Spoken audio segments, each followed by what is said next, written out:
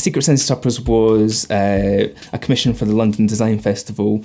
They were looking at a series of nights that looked at the relationship between the senses and food.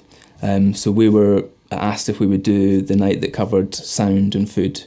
The final results were, it was a mix of like sound design and music.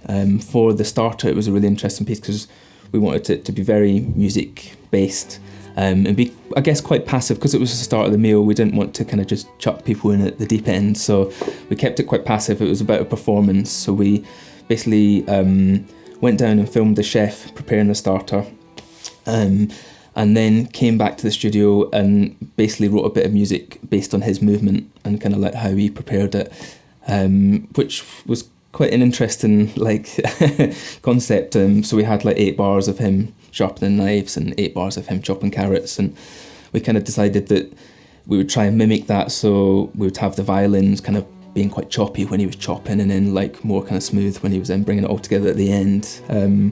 And it was a really interesting way because it's very different to a lot of other work we do.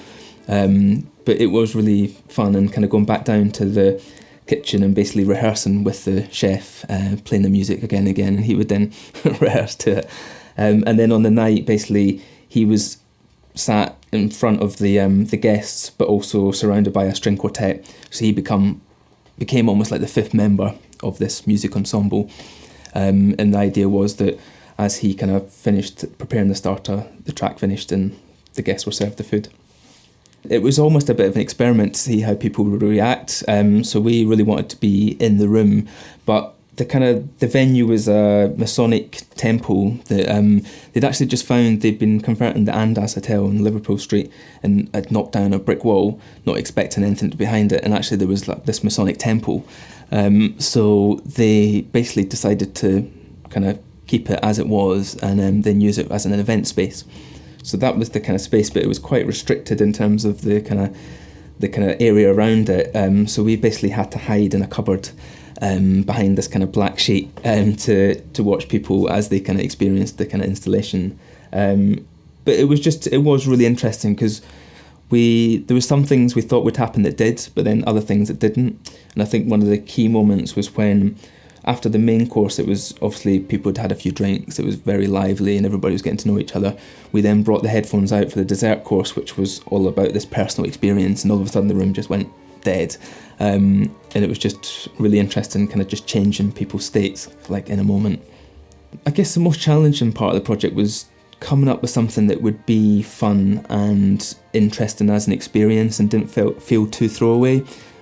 For the dessert course, we came up with this soundscape idea that people would kind of listen to in headphones, but the theme was synesthesia, and we'd kind of done a bit of research and found that obviously synesthesia, the normal condition is where people, when they see certain words, kind of see colours, but there's a rare form where when they see certain words, they taste. So if they see college, they taste sausage, or if they see Cincinnati, they taste cinnamon. So we came up with this idea that we'd kind of basically use that study and put it into our soundscape, so it was almost like a kind of talking point and something to think about as people kind of ate their kind of dessert. And I guess that was the thing, we were trying to come up with a few things like that had a lasting impression on people as they left.